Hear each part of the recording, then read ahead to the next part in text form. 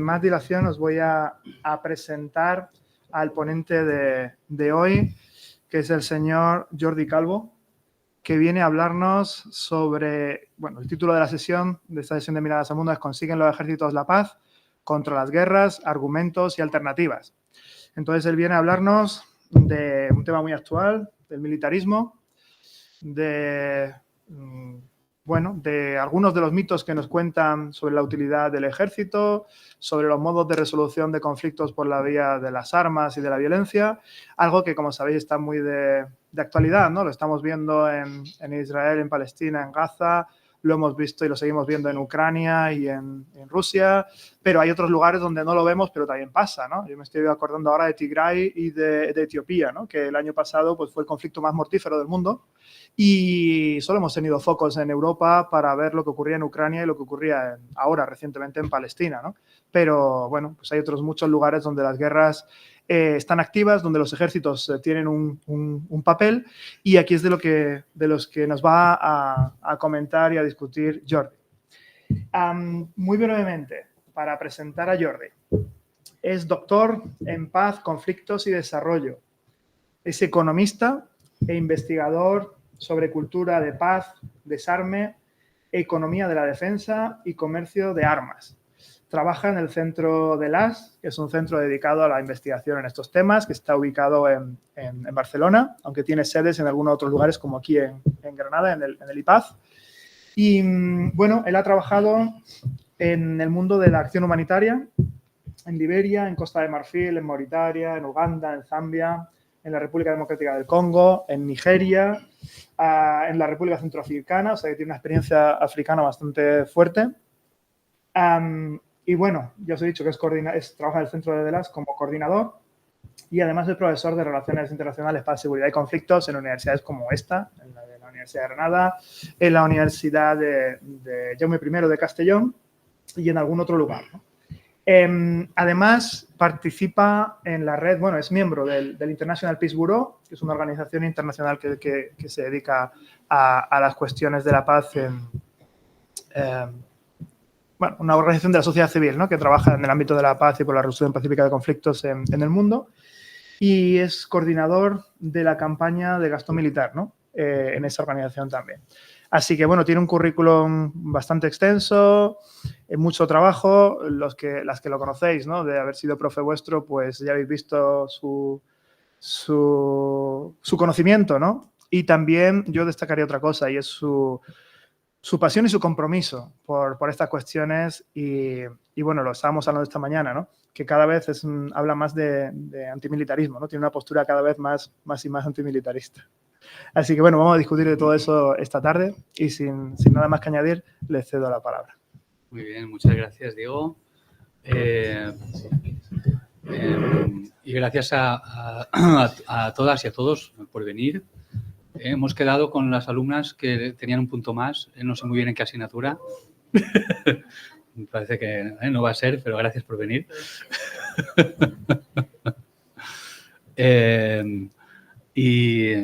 Y bueno, es un gusto poder estar aquí, aprovechar, ¿no? el viaje para las clases del máster y poder pues, compartir un poco el momento en el que estamos, ¿no? Yo estoy ahora mismo, ¿no? En ese momento de intentar pues leer, construir y con el contexto tal y como se está moviendo, ¿no? La situación de conflictos armados en concreto y procesos militarizadores de los últimos tiempos y quizá, ¿no? de lo que va a acentuarse en el futuro, digamos que es un momento en el que a nivel personal, pero también en el grupo, ¿no? en la organización en la que trabajo y con otras personas con las que, ¿no? coincidimos, como gente del IPAZ, pues genera una preocupación, ¿no? Especial y parece que tengamos que volver a buscar, ¿no?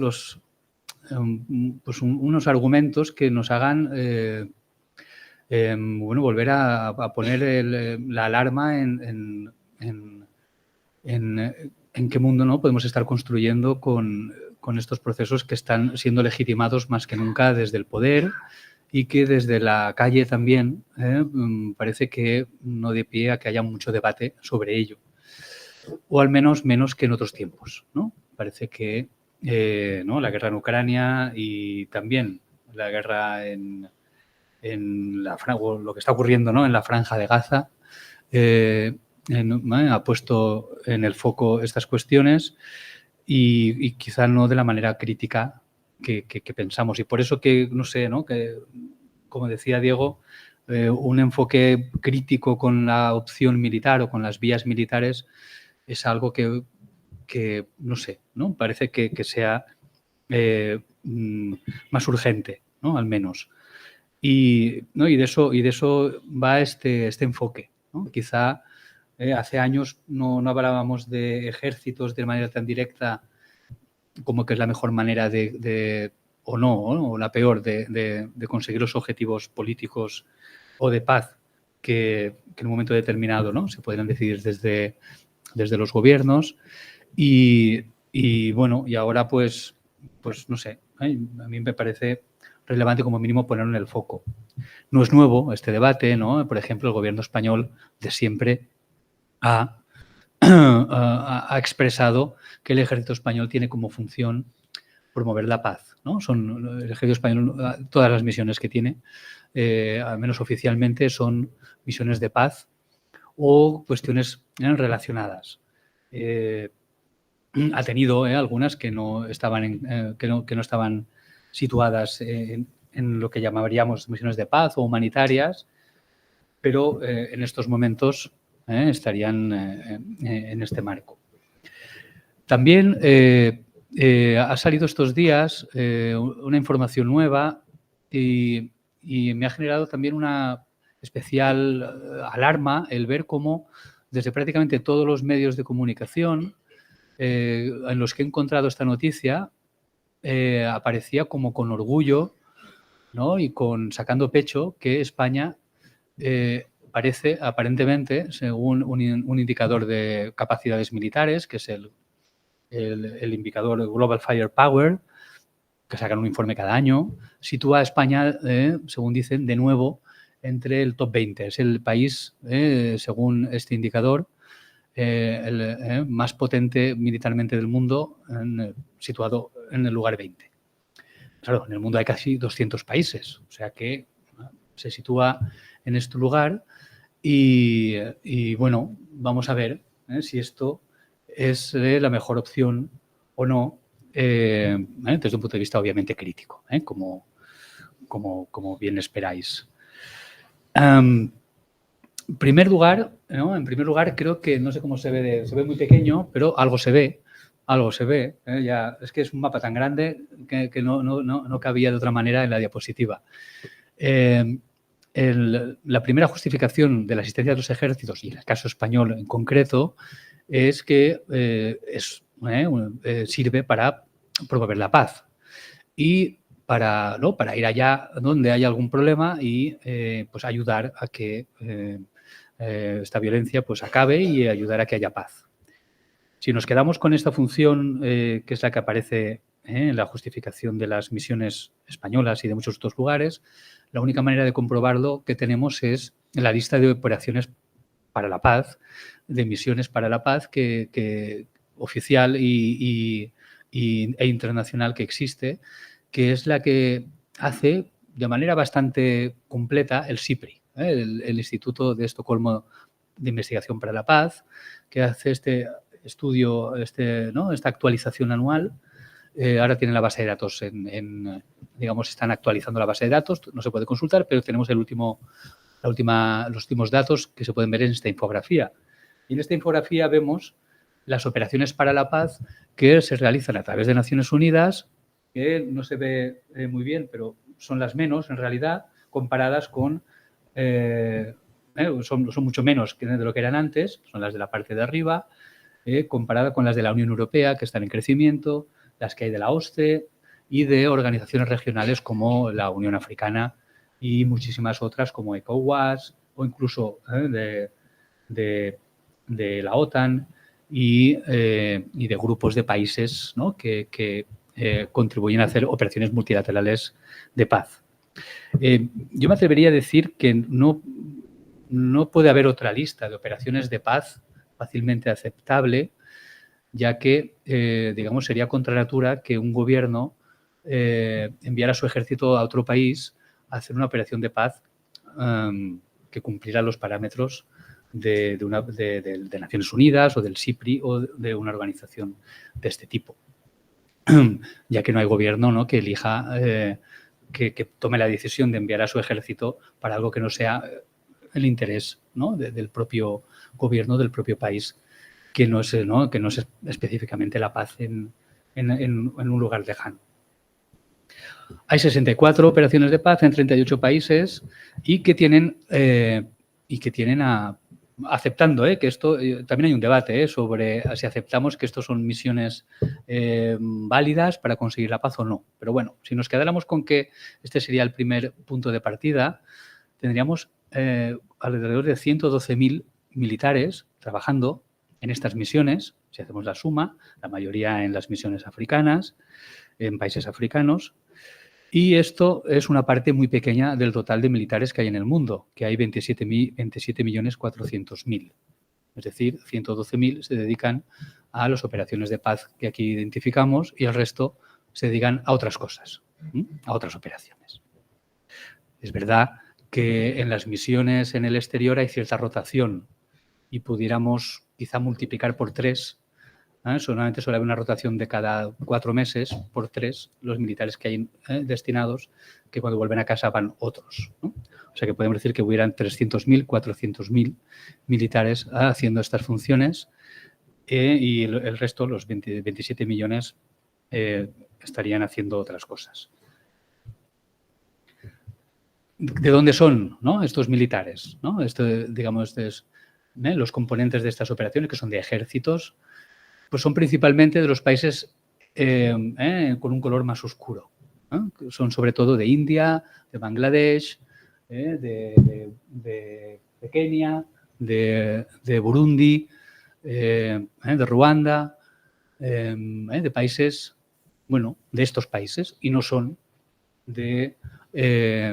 no son sobre todo de Europa, como podemos ver, ni de otros lugares del mundo. Es decir, además, ¿no?, estamos hablando de militares, sobre todo de países que podríamos llamar situados en el sur, sobre todo.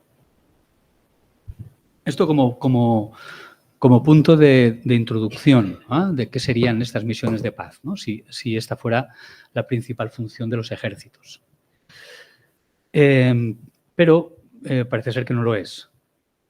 Así que el siguiente paso sería entrar en ver en qué países están los ejércitos y las capacidades militares reales que se dedican a otras cosas.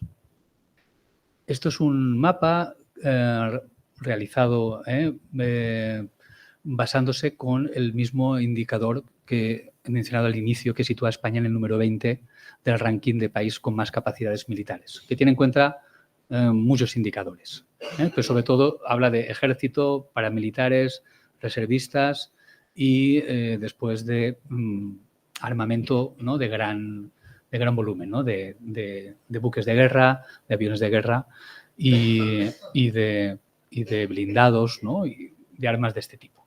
También de armas nucleares, por supuesto.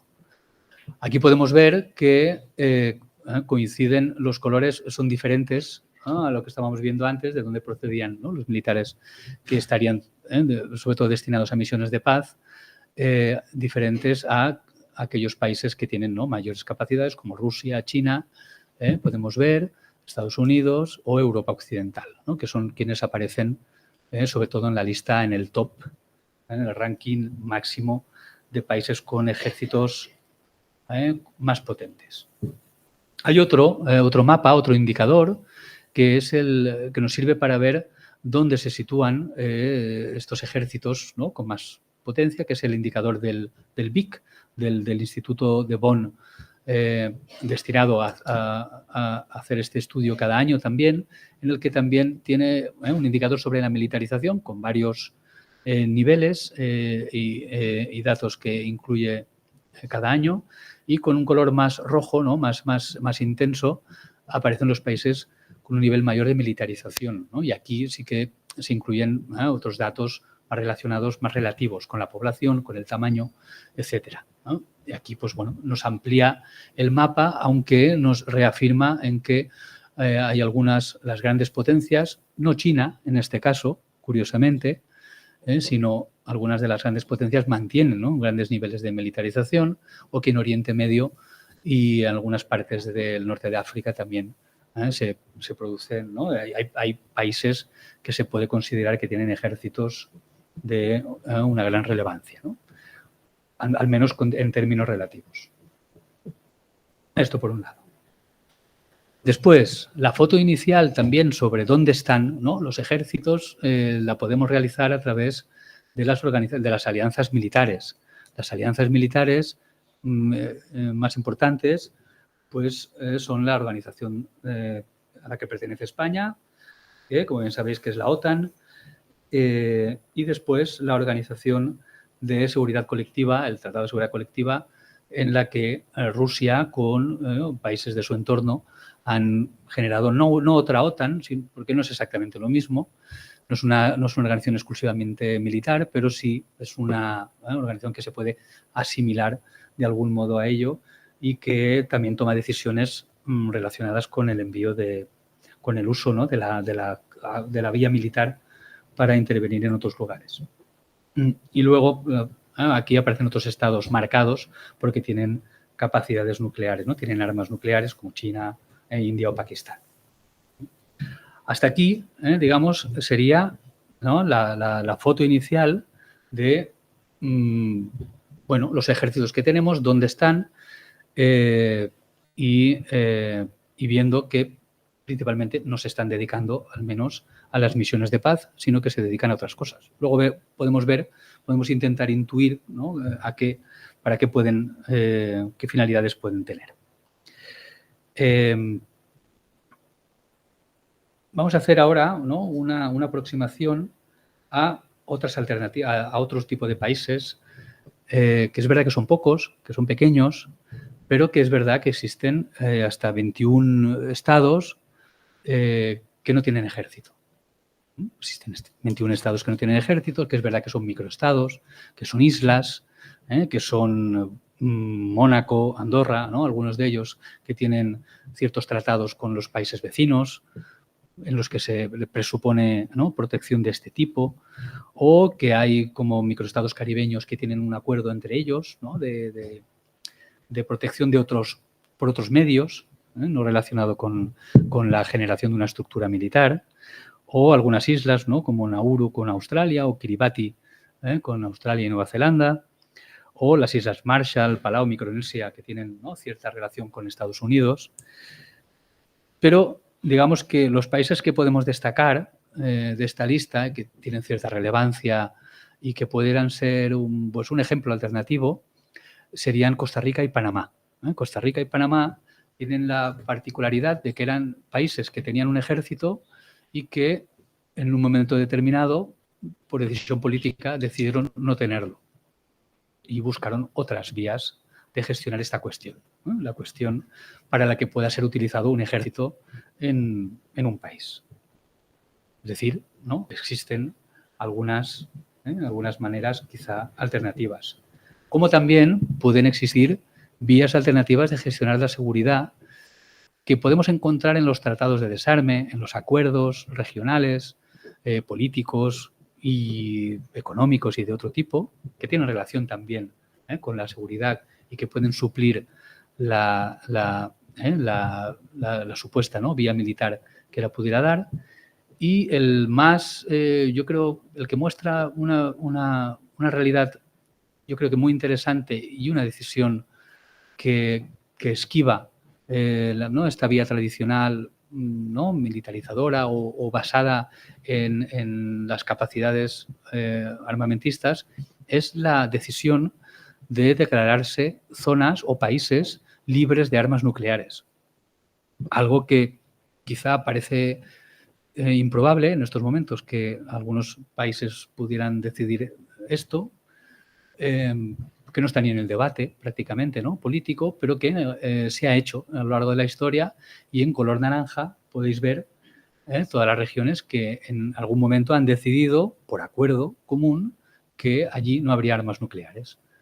Y ha funcionado hasta hoy. Curiosamente, a mí me resulta interesante la decisión, y cuando he leído, ¿no?, por cómo se tomó la decisión en Mongolia de no querer participar de esto y de tener como mínimo esta vía libre entre dos países nucleares y de decidir por sí mismo que no quería que allí hubieran armas nucleares, que podía ser una propuesta de Rusia o una propuesta de China o una propuesta de Estados Unidos para situarse en ese lugar y poner en el foco quizá, ¿no?, un país que está en un lugar ahora, ¿no?, que sería muy estratégico.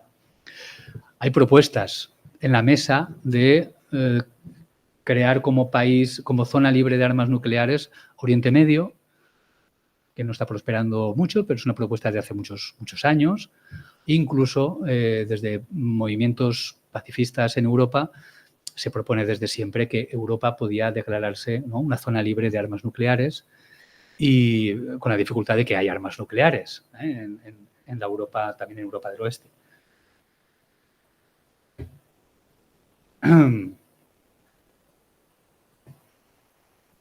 Con esto pasamos a la siguiente parte del análisis, ¿no? O sea, estamos sumando perspectivas, ¿no?, visiones, datos, y que nos pueden hacer pensar para qué tenemos los ejércitos si no es para estas misiones de paz, ¿no?, que sería la función principal que aceptamos, ¿no?, como sociedad.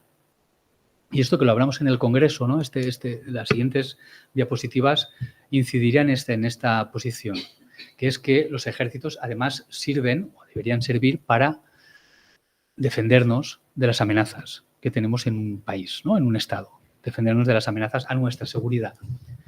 Para ello tenemos que tener en cuenta que el punto de vista de la seguridad, del análisis de la seguridad tradicional de un Estado y de la seguridad militar sería ¿no?, basada en el Estado, amenazas externas, ¿no?, amenazas militares externas de las que nos deberíamos defender. Está basado en una epistemología racionalista, es en la teoría realista, en la que, digamos, se presupone poca colaboración con otros estados, y basado sobre todo en la defensa, como hemos dicho, y en la disuasión. Vamos a ver si esto ocurre. Esta es la lista de amenazas que aparece en la Estrategia de Seguridad Nacional Española.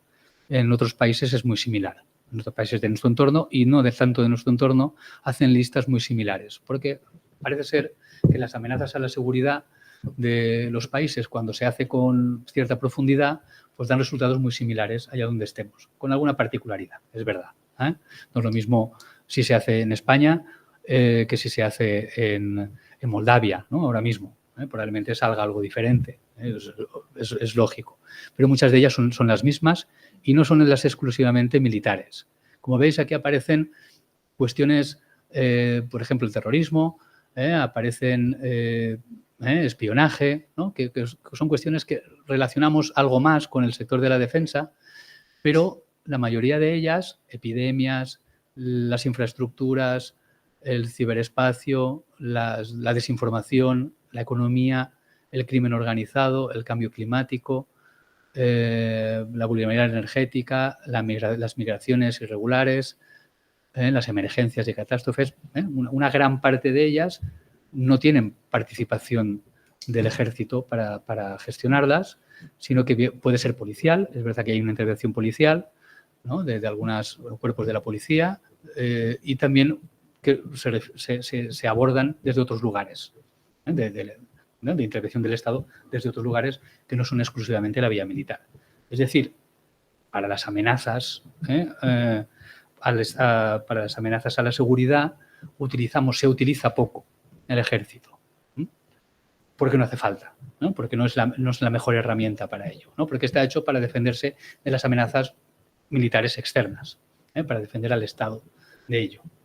Entonces, en España, por ejemplo, y en muchos otros países, en la Estrategia de Seguridad Nacional, leamos la que leamos, desde hace muchísimos años, yo no he leído muy antiguas tampoco, pero bueno, desde hace 10, 15 años, no aparece ninguna amenaza militar externa, ninguna. ni ahora mismo aparece. Es verdad que se habla del marco con la cuestión de Rusia ahora.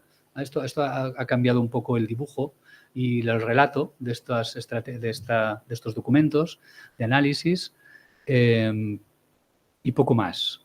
Pero es verdad que no aparece, ¿no?, la posibilidad del ataque externo en muchos de los países del mundo y de nuestro entorno, y en el caso español no lo baraja no yo ni Diego, que quizá podemos pensar que no, sino no lo tienen en cuenta ni los mismos militares. No aparece, ¿no?, en estas estrategias. Así que, digamos que no veríamos que hubiera amenaza ¿no?, militar externa de la que defendernos. Después, otra foto, ¿no?, de indicadores en la que estaba intentando ver si los países con ejércitos, ¿no?, más numerosos, con ejércitos más preparados, son países en los que, digamos, se tienen también indicadores de más seguridad.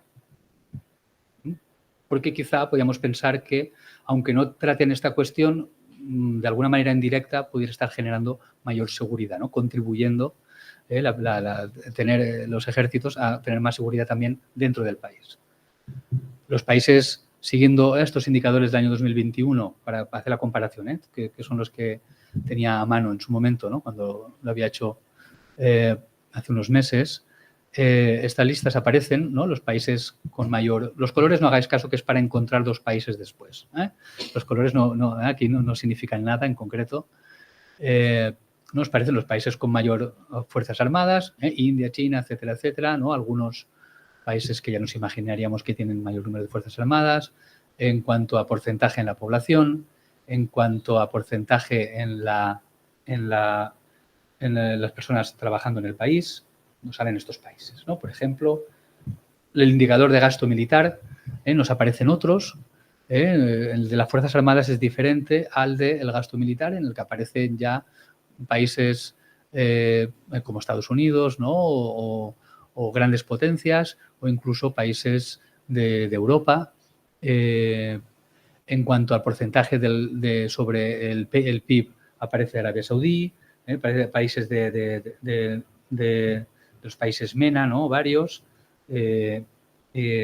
En cuanto a el gasto per cápita también, ¿no?, se repite, ¿no?, que son países, pues sobre todo, ¿no?, destacan los países de Oriente Medio, lo que nosotros llamamos Oriente Medio, y Norte de África. Y sobre el gasto del gobierno, sobre el presupuesto del gobierno, aparecen también aquí algunos otros, ¿no?, que destacan, que son países, pues que, como vemos, como Bielorrusia, el primero, pero también Irán o Pakistán, o algún país nuevo que no aparecía en otras listas. Nos quedamos, ¿no?, con estos rankings, ¿no?, que sitúan algunos países en estos lugares, para luego hacer un pequeño análisis. No es un análisis en profundidad ni econométrico ni nada parecido.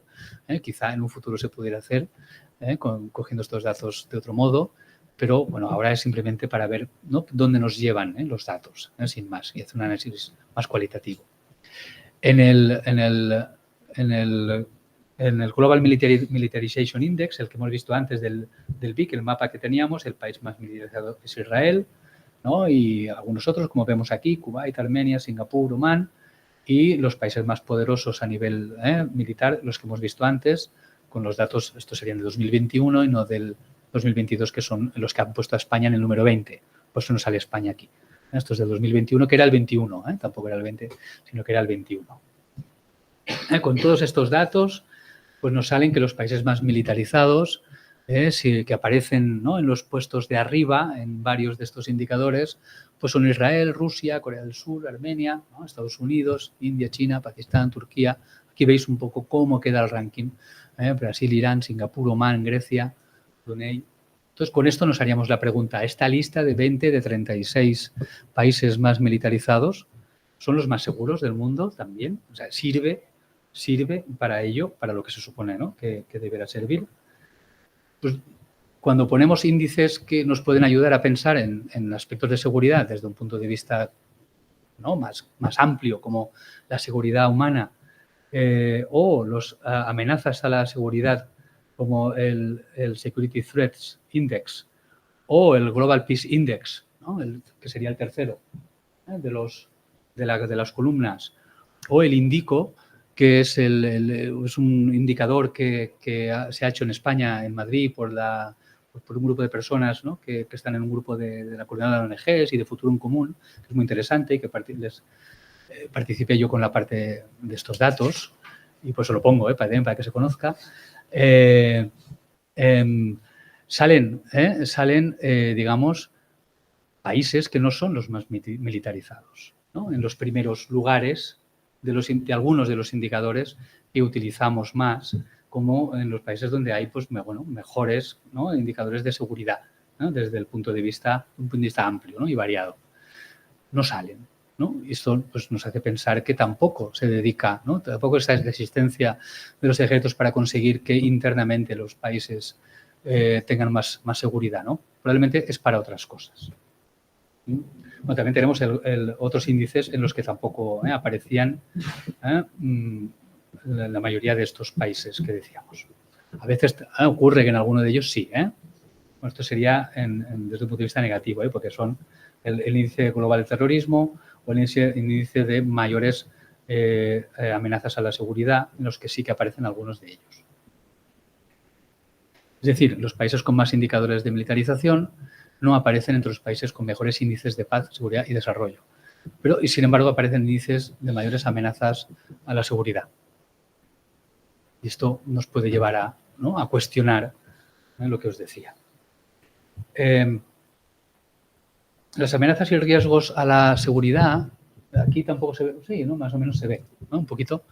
Hay una publicación que hicimos en la que participé, lo hicimos para Rosa Luxemburgo, la Fundación Rosa Luxemburgo en Alemania, que era la militarización de la Unión Europea. Está en castellano y sobre todo en inglés, pero en PDF se puede descargar en castellano y en varios idiomas, sobre la militarización de la Unión Europea, en la que había un capítulo, que es el que me encargué yo, que era el de identificar las amenazas que decía que había a la seguridad de la Unión Europea y la respuesta que había militar u de otro tipo para hacer frente a esta amenaza, ¿no? Que son las amenazas que hemos visto antes. Y digamos que esta publicación tenéis acceso, apareció una participación muy baja en las amenazas que hemos dicho antes del ejército, ¿no? Como encargándose de ellas, de manera muy baja. Aquí hay un error en esta presentación. A partir de aquí me tendría que salir otra cosa. Pues nada, os lo explico. Hemos cogido una presentación que no tenía la parte final cambiada. Entonces, entonces, con todo esto, ¿no? Surgía la cuestión de, ¿no? ¿Para qué se dedican? ¿No? ¿Para qué utilizamos esta herramienta que tienen los gobiernos, ¿no? Que son los ejércitos? ¿Para qué hay estos 27 millones que no están dedicados a las misiones para la paz? Digamos que un porcentaje, no sabemos cuánto, yo no creo que muy alto, se dedica a otras cosas. Es verdad que en España se ha utilizado desde hace un tiempo una parte de los militares a apagar incendios, ¿no? ¿no? A ayudar a apagar incendios en lugares determinados, ¿no? Con la unidad militar de emergencia.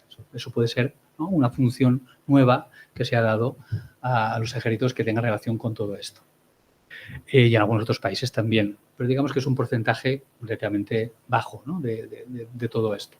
Si tampoco está el ejército, no sirve para defendernos de ninguna amenaza externa, porque al menos en el lugar donde estamos no tenemos una amenaza externa de la cual defendernos. Entonces, con esto nos preguntamos, ¿no? ¿Cuál es la función principal de los ejércitos? Si no es, ¿no? Ni para la paz, ni para defendernos, ni siquiera para disuadirnos. Yo me atrevería a decir que una buena parte de los países, si miramos, por ejemplo, este índice o el índice de militarización, una buena parte de los países tiene ejércitos que no son relevantes para la función del ejército como potencia, sino que son ejércitos despreciables desde un punto de vista militar. No pueden competir con ningún otro ejército de cierta relevancia, que quizá el español ya está en esta liga, ¿no?, de los ejércitos con cierta relevancia, ¿no? Quiere estar ahí. Hay, ¿no?, una gran parte de países que no juegan a lo mismo que las principales 20 o 30 potencias y que el ejército, digamos que, ¿no?, desde un análisis más de sentido común, tampoco serviría para evitar el ataque de algún otro país con mayor potencia militar, porque lo aplastaría, ¿no?, cualquier país con más potencia militar. Entonces, ¿por qué los 20 o 30 principales países no utilizan su fuerza militar para ocupar otros países y conseguir llegar a sus recursos y al control político de estos países? Bueno, pues en cierto modo, porque ya no forma parte de las reglas de la comunidad internacional, quizá ahora un poquito más, ¿no?, que en el pasado, en el área de influencia de Rusia, en el área de influencia de China se pudiera ser, el área de influencia de Estados Unidos, ¿no? Esto ya sabemos que estas tres grandes potencias pueden hacer lo que quieran y quieren estar en un escenario, en un contexto en el que puedan decidir libremente lo que quisieran hacer. O incluso Israel juega lo mismo, hace lo que quiere, saltándose cualquier norma internacional en el lugar donde utiliza esta herramienta para conseguir sus objetivos. Pero muchos otros países no lo necesitarían, ¿no? O sea, la disuasión, la función de disuasión es cuestionable, la del ejército, es cuestionable. O sea que sí, ¿no? Sin ni disuasión, ni defensa, ni seguridad, ni paz, ¿para qué estaría?, ¿no?, nos preguntamos.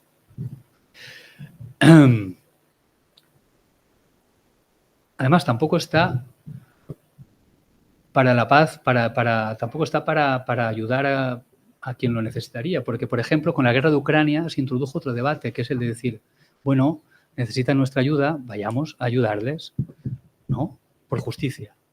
Es injusto lo que está pasando, por justicia vamos a ayudar al pueblo de Ucrania y a luchar contra el ejército invasor. ¿Se entiende? Quizás sí, esto, digamos que pudiera en algún momento hasta justificarse. Pero claro, esto allí no ha ocurrido por quién es el ejército invasor, porque si hubiera sido otro, ¿no?, en otro contexto, con otras características, probablemente se hubiera producido.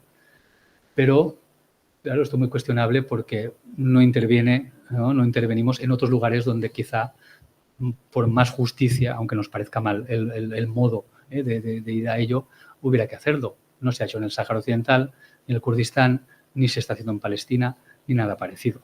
Es decir, la herramienta militar para ayudar a los colectivos que más lo necesitan tampoco está para eso, sino que está para otras cosas.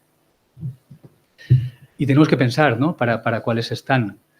Y una pista nos la puede dar, y esto lo intentamos demostrar, ahora aquí no lo podemos ver, pero es un informe que encontraréis fácilmente en la web. Ahora cuando estemos en el debate lo busco y os lo pongo ahí. Es un informe en el que participamos también otro amigo de la casa, Alejandro Pozo, y yo, para Greenpeace, en el que hicimos un análisis con Greenpeace Internacional, con varios Greenpeace, sobre la importancia de las misiones militares relacionado con la explotación, ¿no?, la conseguir los recursos de los combustibles fósiles, para ver cómo podíamos, ¿no?, medir cuánto de las capacidades militares que tenemos y del dinero que gastamos en ello es dedicado a conseguir que llegue el petróleo y el gas aquí. Y, bueno, hicimos un cálculo de todas las misiones, vimos las misiones de la Unión Europea, las de la OTAN, que estaban en lugares donde había estos recursos, donde además había sido dicho por militares y por políticos que esta era una de las principales razones, porque también a veces se dice, en España se oculta bastante, en otros países es más abierto el objetivo principal, ¿no?, de muchas de las misiones militares en las que se está, y apareció que un porcentaje muy alto de estas misiones, y estamos hablando de cifras, ¿no?, milmillonarias, estaba destinado a esto.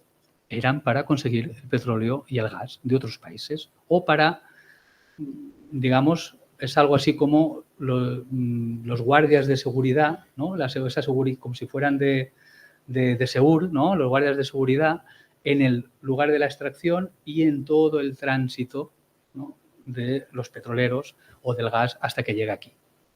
Eso es un ejemplo, pero nos puede servir probablemente para muchos otros ejemplos relacionados con la extracción de recursos minerales, no solo con la de recursos destinados al combustible o con las rutas comerciales, ¿no? De interés para la economía de un país en un momento determinado.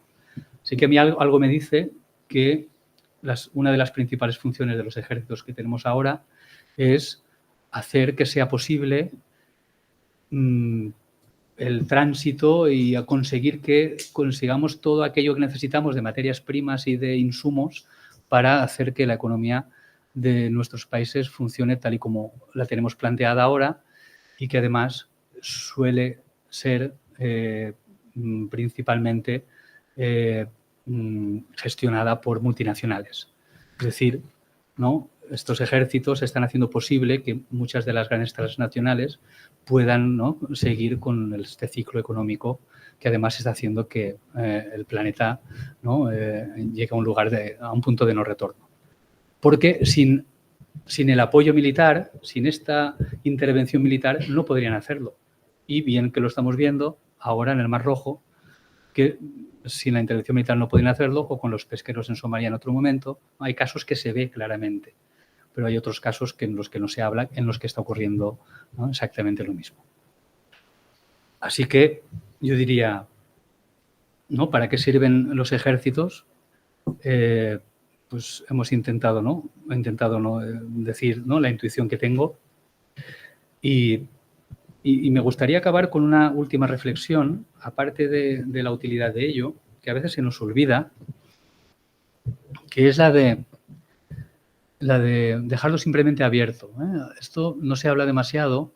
Sabéis que en Cataluña, ¿no? Obviamente lo sabéis, que en Cataluña hubo un proceso en el que durante un tiempo hubo unos debates, yo estaba viviendo en aquel momento en Cataluña, hubo unos debates sobre cómo sería ese Estado que se quería hacer, ¿no? Ese Estado independiente que se quería hacer. Y hubo antes de que saliera casi en los medios de comunicación, había como muchos debates que los organizaba la Asamblea Nacional Catalana y otros grupos de movimientos sociales, etc. Y recuerdo que nos invitaban a hablar de ello, porque hacían un debate como sí a esto y no a esto, a lo otro, ¿no? Entonces había un debate sobre ejército catalán sí, ejército catalán no, ¿no? Un debate como desde cero. Oye, ¿queremos un Estado con ejército o sin ejército? Nosotros, que tampoco somos, ¿no? No nos habíamos posicionado en esta cuestión, pues íbamos a hablar del tema, ¿no? Y nos posicionábamos en contra, simplemente con los argumentos, ¿no? Habituales. Y había varios argumentos, ¿no? Más pragmáticos, más de la utilidad, lo que estábamos hablando, más de la utilidad y el servicio que dan a la ciudadanía, si estamos hablando de la seguridad de las personas, no del Estado en sí mismo.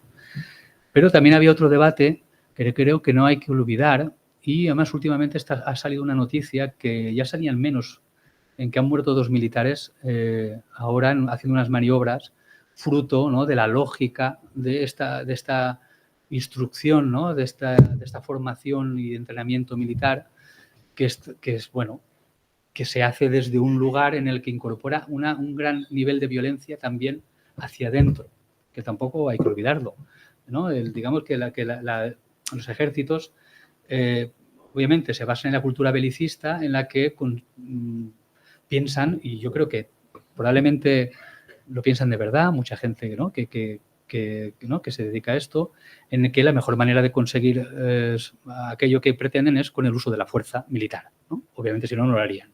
Hacia afuera, ¿no? Digamos, este es el uso de la violencia hacia afuera. Pero para generar este consenso dentro, tienes que coger a personas, ¿no? Que estén convencidas de ello y generan unas dinámicas violentas también hacia adentro, en las que, bueno, a veces, ¿no? Incluso pueden llegar a la muerte.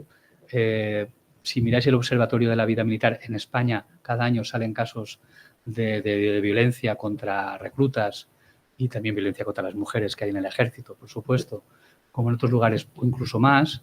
Y digamos que, ¿no?, en estos debates que os decía, también podía ser un elemento que generara ¿no?, pues una reflexión diferente en el si queremos tener en un país un ejército, si pudiéramos decidirlo, que no es el caso, pero bueno, si pudiéramos decidirlo, si quisiéramos tener en un país una estructura de este tipo en la que enviamos a nuestros hijos a que pasen por o algunas personas, ¿no?, a que pasen por esta realidad, ¿no?, por este trance que yo me atrevería a decir que es pernicioso, ¿no?, y violento para esas personas, ¿no?, y peligroso, además.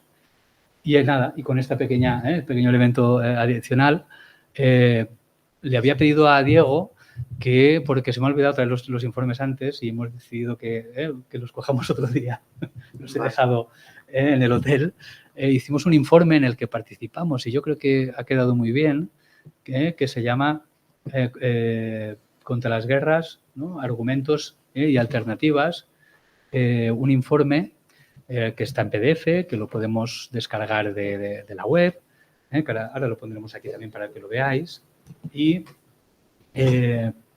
un informe en el que intentamos, en un momento muy difícil, como el de la guerra de Ucrania, sobre todo, decir, estamos en contra también, en este momento, incluso con este contexto. ¿Por qué? Y aquí Mario López ha contribuido con un capítulo, Diego también ha participado en el proceso, aunque finalmente no pudo sacar, ¿no?, el capítulo, y otras personas del Centro de l'Arts d'Estudis per la Pau, en el que, bueno, se proponían también, incluso en un contexto en el que es difícil defender esta posición, proponer algo diferente. Y le había pedido que nos hiciera, ¿no?, que nos hiciera algún comentario sobre ello. Bueno, Jordi, muchas gracias por tu presentación. Si queréis le damos un aplauso, ¿no? Bueno, gracias.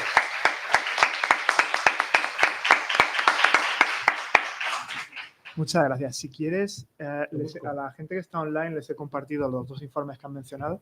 Están ahí en los enlaces, pero si quieres enseñárselos también aquí a la audiencia, porque son muy interesantes. Y bueno, ahí en el primer informe vosotros sobre el tema del rastro, ¿no?, hacia esos extractivismos del petróleo, del gas y de las energías, o en este segundo, ¿no?, de alternativas al ejército y al militarismo, pues desde el Centro de l'Arts y vosotros y todos los compañeros que han participado, pues estáis poniendo sobre la mesa, estáis detectando los problemas, estáis aportando datos para visibilizarlo y luego pues mostrando también algunas soluciones o alternativas. Creo que bueno, y ahora veremos los comentarios y las preguntas de la audiencia, ¿no? Pero creo que ha sido muy, muy interesante lo que nos has comentado sobre el uso del ejército en nuestras sociedades actuales, sobre todo en el mundo occidental y aquí en España.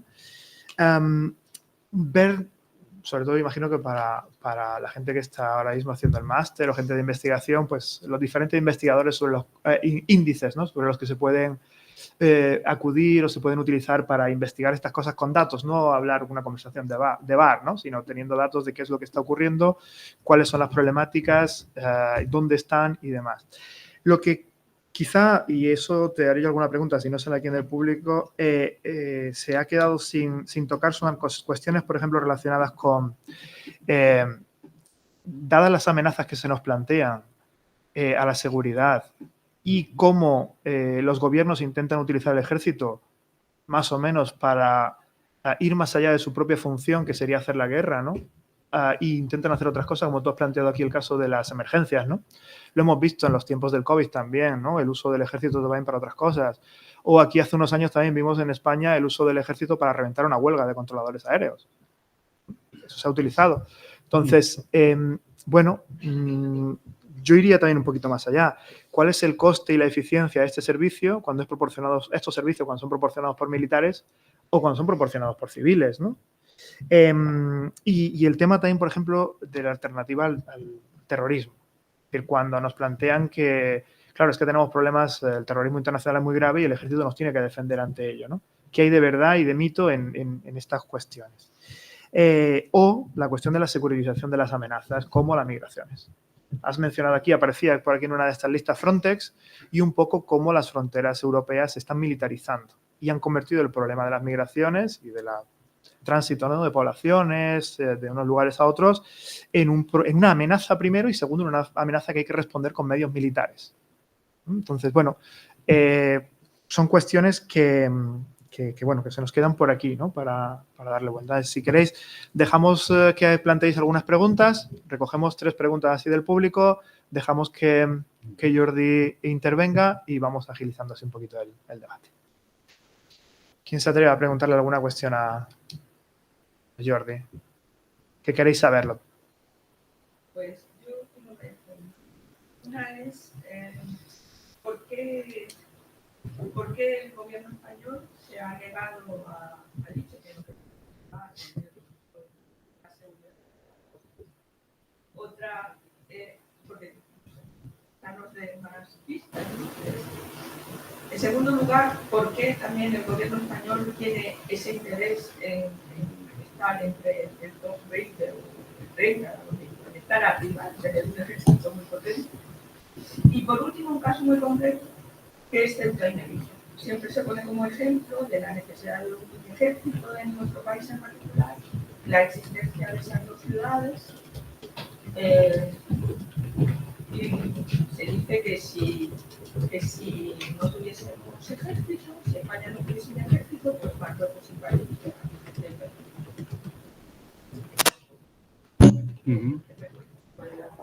Sí, es verdad, es verdad. Bueno, ahora vamos, cogemos alguna, ¿no? Un poquito más, si se pueden agrupar.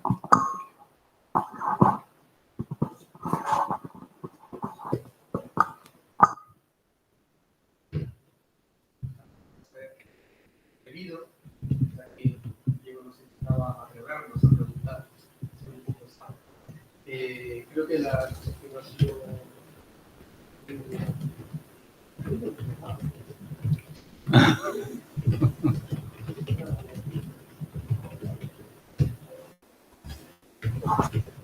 ha sido ahora sí, ¿verdad? Ahora sí. Esto es otra cosa. Así se atreve uno de otra manera. Creo que ha sido muy razonada, muy convincente y muy documentada. Así que creo que los que viniesen a veces preguntándose, bueno, qué atrevida esta presentación, cómo cuestionar los ejércitos, está claro que hay que defenderse, ¿no? Pues creo que les has dado mucho que pensar. Así que lo que voy a plantear son cuestiones muy de detalle. Una, el caso de Brasil, que en la primera diapositiva aparecía y en una de las finales como un país con un grado de militarización muy alto, y en otra, no recuerdo qué indicador, muy bajo, cuando en principio es un país sin gran historia de conflictos armados con sus vecinos y obviamente el más grande y poblado. De hecho, es casi tan grande como, es más grande que todos sus vecinos juntos, ¿no?, con los que comparte frontera. Por si sabías algo, es algo muy de detalle. Y también me ha dado curiosidad la cuestión de el debate durante el proceso, ejército sí, ejército no, porque ya eso indica la propia pregunta que se planteaba que quizás la Cataluña independiente pudiera no tener ejército. Entonces, por una parte, si recuerdas o si finalmente se concluyó algo hasta el punto en el que llegó el proceso, si había algo decidido o se estaba más cerca del sí o del no, si hay alguna certeza al respecto. Y por otra parte también, casi al final del proceso, hubo un encargo por parte de la Generalitat de Armamento que fue abortada. No sé si recuerdas aquella noticia. Es también algo muy de detalle, ¿no? Que finalmente se paralizó desde el Estado central, pero fue pocas fechas antes de la declaración unilateral de independencia, ¿no? Que no sé si tenía alguna relación con aquella pregunta interna de los dirigentes del proceso. Muchas gracias. Y insisto en felicitarte por la exposición. Da gusto escuchar algo tan convincente, organizado y documentado, insisto.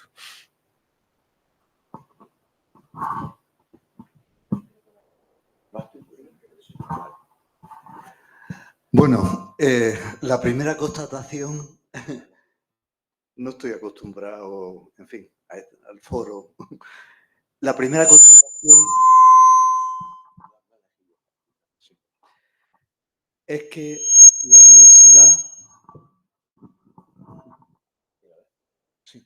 la universidad como ámbito del conocimiento está entrando en estas cuestiones. Ocurrió con las religiones también. Eran ámbitos cerrados, clericales, un poder, y el militarismo es también un poder. Si hablamos de agencias de inteligencia, de información, pues está ligado al campo militar. Entonces, que la universidad entre en esta reflexión es que la ciencia entre en temas de militarismo, guerra, paz. A mí me parece que el instituto representa una opción civil para entrar en ese mundo que tanto nos afecta.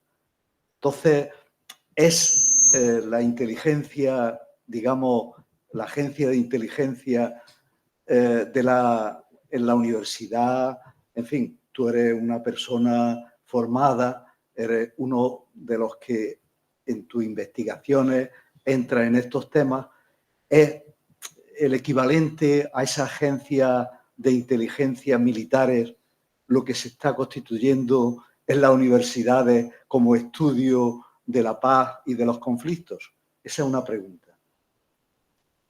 Otra, Trump, en el tiempo activo de su mandato, apostó contra la OTAN. Es decir, sus conversaciones con su amiguito del alma Putin iban en el sentido de destrozar. Nos llamaba poco más o menos a los europeos, nos llamaba gente que estábamos haciendo usufructo, digamos, del poder, de la economía americana, y que iba a retirar eso. De hecho, yo pienso que de haber estado Trump en Estados Unidos, posiblemente la respuesta europea y de la OTAN, y sobre todo de Estados Unidos, hubiera sido otra, porque es innegable la amistad, los chanchullos, los manejos que se traen estos compadres sobre cuestiones, en última instancia, de economía y de relaciones de países, ¿no? Me gustaría que opinara sobre lo que significaría la reentrada nuevamente de Trump como elemento desestabilizador de una realidad que se está construyendo en Europa. Es decir, Europa no solo camina en el sentido que ha apuntado de ejércitos para la paz, de intervenciones en caso de catástrofes, sino que también camina en el sentido de crear una especie de ejército europeo, no ya la OTAN, sino, es decir, cómo entraría, digamos, nuevamente Trump en este proceso que se está produciendo de pérdida de posibilidades de romper una alianza dentro de Europa, ¿no? En fin. Y lo puedes responder algunas y después. Sí. Vale, dejamos que responda algunas y seguimos con otro turno. Bueno, a ver, al final es un poco a ver, a opinar, ¿no? Y compartir hacer un comentario, porque obviamente son preguntas con muy difícil respuesta. Pero bueno, primero, la UME, ¿no? La Unidad Militar de Emergencias, tiene enormes recursos, ¿no? Tiene muchos recursos, aparte de unas personas, ¿no? Destinadas a esto, tiene muchos recursos logísticos, porque el ejército tiene muchos recursos no utilizados, es verdad. Y yo creo que hay una cosa que podemos pedir, y que eso se lo podríamos intentar pedir al gobierno ahora, que hiciera un análisis de coste, eficiencia, de de tener esto en la UME o tenerlo en los cuerpos de bomberos, porque los mismos recursos los podrían tener, ¿no?, los cuerpos de bomberos sin más, ¿no?, y contratar a bomberos que saben que están, digamos, formados para hacer eso, sin desmerecer que las personas que están en la UME también están, me imagino, formadas, ¿no?, o reenfocadas a este trabajo. Sobre el trabajo, ¿no?, el impacto, ¿no?, de la acción militar sobre el terrorismo, la verdad que hasta ahora, primero, el terrorismo dentro, ¿no?, de nuestro país, en este caso, dentro de los países, no lo gestiona el ejército, sino que lo gestiona la policía. O sea, que tampoco es quien se encarga de esto. Aunque es verdad que a veces hay alguna agencia, ¿no?, la agencia de inteligencia y algunos elementos que a veces dependen de defensa o a veces dependen de otro lugar. También es verdad, esto es así, pero no tiene una gran función. Pero la función que tienen es que con las acciones en otros lugares, participación en guerras en otros lugares, sí que generan esas condiciones de base para que puedan surgir ¿no?, respuestas de extremismo violento, que es el nombre que se le ha dado en Naciones Unidas a la respuesta que puede llamarse terrorista en un momento determinado. Sobre las migraciones, es verdad que lo hemos pasado muy de largo, ¿no?, muy rápido. Es una de las cuestiones que más nos preocupan, ¿no?, sobre todo a los movimientos sociales, de poner en la lista de amenazas a nuestra seguridad a personas que lo único que hacen es ir de un lugar a otro. No son una amenaza para la seguridad de nadie.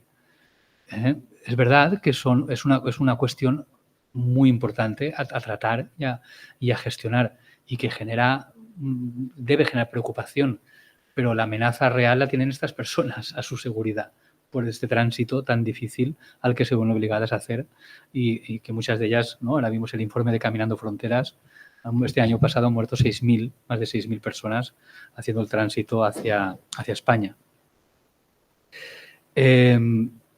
Y yo creo que la respuesta militarizadora sobre esta cuestión, aparte de que a nivel técnico, ¿no?, le llamamos que es una securitización, que es a cualquier cosa le damos una respuesta militar o policial o de la fuerza, aunque no pertenezca a este ámbito, no tenga nada que hacer al respecto. Yo creo que en realidad es algo que refleja el racismo que está presente en las políticas de nuestro país y de Europa y de una gran parte del mundo, que no está para nada superado, ¿no? Estas personas pueden ser tratadas así y otras no. Lo del Mar Rojo, tenemos lo hablábamos antes, tenemos que preguntar a ver cómo ha sido esta decisión. Si ha sido un pacto con Sumar, ¿no?, del gobierno, que es algo que ha pedido la izquierda del gobierno diciendo, bueno, aquí no, quizá, o quizás el olfato de Pedro Sánchez, ¿no?, porque tiene mucho olfato, ¿no?, de que quizá ahora hay que estar en este lugar. A veces es una cuestión de capacidades militares. España ya tiene el máximo posible desplegado en misiones militares. Tenía un máximo de 3.000, ya tiene 3.400. Ya más debería ser decidido de una manera más compartida en el Parlamento. Y yo me inclino más por esta opción. Y ahora no es momento de llevar nada al Congreso para debatir nada. Entonces, porque vas a perder la votación. Si sabes que vas a perderla, no la lleves. Entonces, probablemente también fuera por eso. Y me imagino que habrán llegado a un acuerdo con Estados Unidos de, bueno, sí, tengo menos aquí, tengo menos más allá. Tampoco mantengo otras misiones que tengan interés. ¿Por qué España quiere ser una potencia militar? Pues no sé, porque no nos lo han preguntado los demás. Quien lo ha decidido hace años ha decidido que esto debe ser así. Y no sabemos por qué. Pero es una decisión de Estado. Lo vemos, ¿no?, y lo percibimos. Bueno, lo que consigue, sí, es verdad, tienes razón. Hay unos intereses, digamos que tienes acceso a unas... Tienes razón, es un muy buen matiz. España no ha estado nunca en el G5, ni el G7, ni en el G8. pero sí que consiguió estar en el G20, a pesar de no ser el 20, sino ser el 22, ¿no? Es el G20 invitado permanente, ¿no? Es como que tiene está en la lista de invitados. O sea, España está en el G20, de alguna manera, que son quienes deciden lo que pasa en el mundo, que son los estados con más capacidad de influencia, y para estar en ese club tienes que cumplir unas condiciones. Tienes que tener una economía así, tienes que tener, digamos, obviamente no puede ser un régimen de economía planificada, ¿no? O etcétera, una democracia liberal, una economía neoliberal, y además tienes que tener estas capacidades militares porque tú aporta esto y así te dejamos entrar. Probablemente sea algo así. Es como estar en la OTAN también, sea una condición para estar aquí. ¿A quién beneficia? Pues a los políticos que van allá, que sentirán que tienen acceso a ciertas informaciones que no lo tendrían de otro modo, pero probablemente a las decisiones trascendentales, yo creo que económicas y políticas de dónde vamos a sacar el petróleo, de dónde vamos a conseguir esto, cómo vamos a conseguir aquello, ¿no? Que se decide, me imagino, más en este lugar, ¿no? De algún modo las transnacionales yo creo que deben tener un peso importante diciendo hay que estar ahí, ¿no? Si yo fuera Florentino diría hay que estar ahí, ¿no? Para ver qué sacamos, ¿no? De estar ahí o no.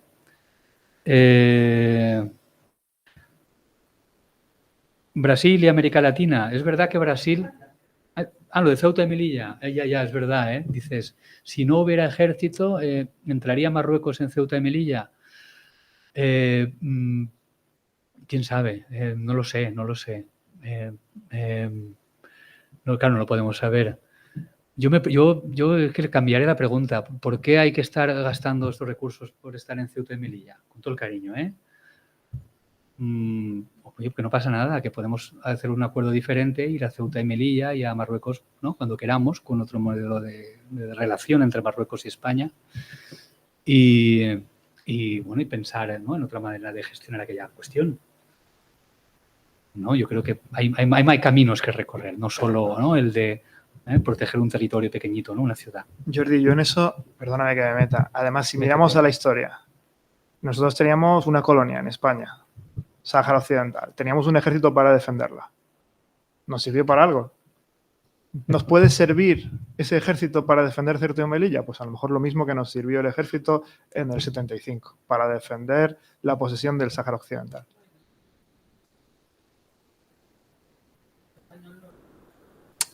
Es que estamos... Entonces, ¿para qué el ejército ahí nos sirve para eso o no? Pues... no sabemos. Ya. No, sí. Muchas gracias. Sí, exacto.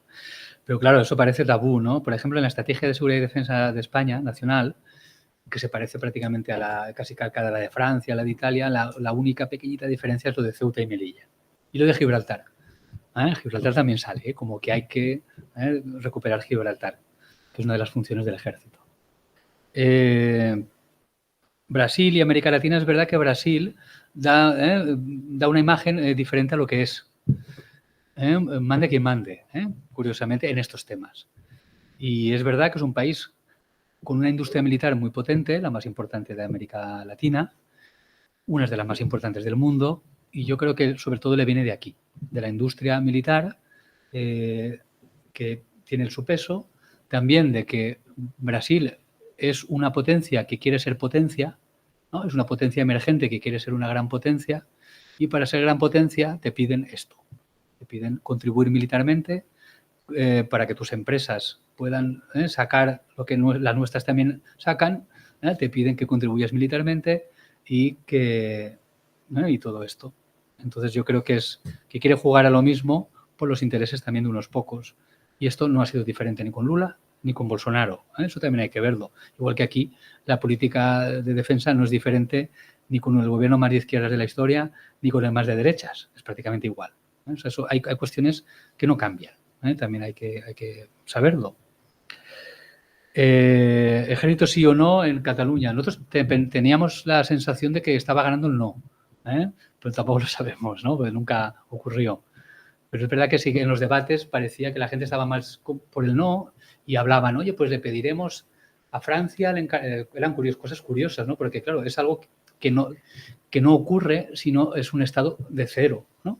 Es algo que ese debate nunca va a existir en España. Ejército sí o ejército no. O al menos tal y como están las cosas, ¿no? En estos momentos. A lo mejor dentro de 300 años igual ha cambiado todo y se pueda dar. Y entonces allá pues hay quien decía, oye, pues no, pero ¿cómo lo haríamos? Pues mira, le contratamos a Francia el tema de los radares, porque a España no se le quería contratar gran cosa, ¿no? Acordamos con tal no sé cuántos, ¿no? Y alquilamos unos... Bueno, se buscaban alternativas que decían, es que será más barato, ¿no? Que en Cataluña también eso tiene un peso, ¿no? Y también está bien. Sobre la ciencia, ¿no? Y si estamos haciendo algo así como una agencia de pacifista o de estudios de paz que posea un contrapeso a los estudios que refuerzan las opciones y las vías militares, ¿no? La seguridad tradicional. Yo creo que sí, que ese es uno de los objetivos. Lo que pasa es que lo hacemos con muy pocos recursos. Si comparáramos, algún día estaría bien hacer, eso me lo apunto, hacer el cálculo de cuántos recursos tienen para la promoción del pensamiento militar desde el ejército, porque sabéis que hay institutos de estudios militares.